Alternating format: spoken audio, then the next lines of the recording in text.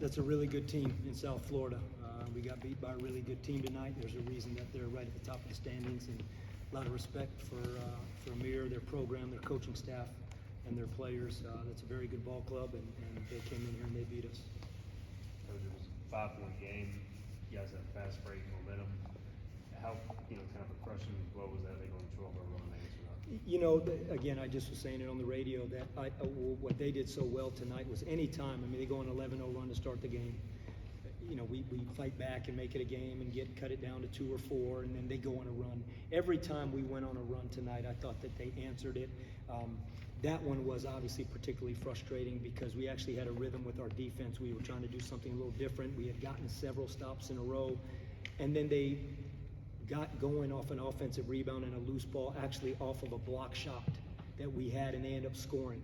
And 2 of the baskets in that 12-0 run were basically off of, one was a block shot, loose ball, and one was an offensive rebound. It wasn't, the defense was actually working at that time. But again, they are a really, really good team. They're very difficult to guard, the way they space the floor, the way they shoot the basketball. Obviously, that was as big a difference as any, just how well they shoot the basketball and to make 10 threes. And in the first half, they made 8 threes, and they scored 11 points off our turnovers. And I just thought we had some absolutely ridiculous turnovers that you can't give a team like that just freebie possessions. They're going to make you pay, and they did it tonight.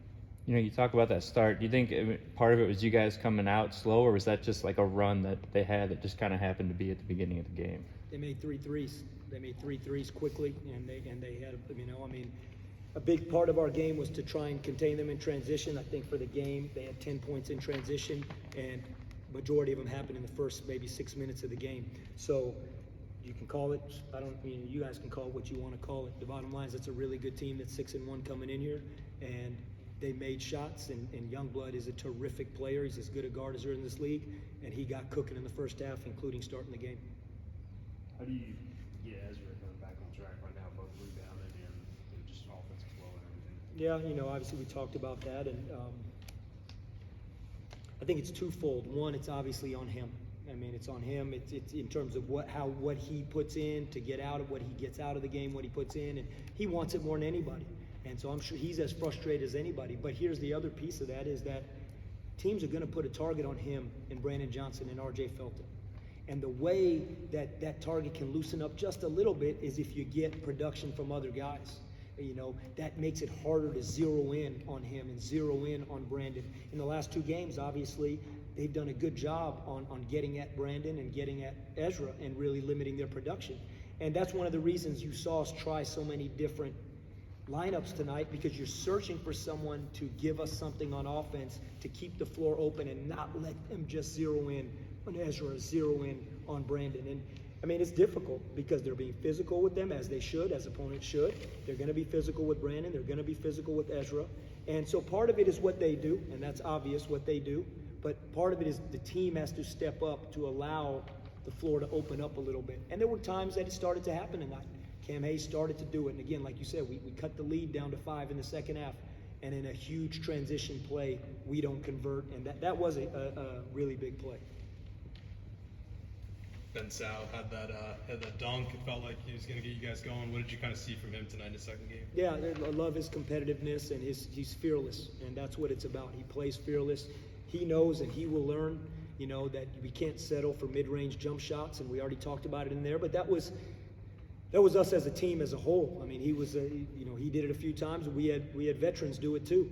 So that's just a growing maturity to understand that you got to get the ball to the paint.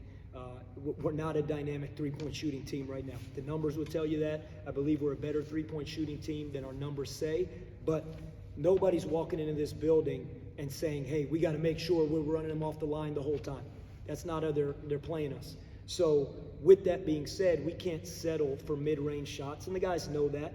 And then when you do get the ball in the paint, you surely have to try and convert. And you have to. And there was many possessions tonight that we got the ball in the paint, and we're where we want to be, but we don't convert, whether it's in transition or whether it's in there getting our shot blocked or taking an off-balance shot as opposed to a 2-foot play, stuff we work on every single day, and the guys immediately know it, but there's a maturity that it takes to execute that, under the lights. Anything else? obviously now heading to Charlotte on Saturday, how do you kind of regroup and get ready for the team at top of the league? Same way we've regrouped after other tough losses. We come in and we take a good hard look at this, very honest with it. We look at where we got to be better.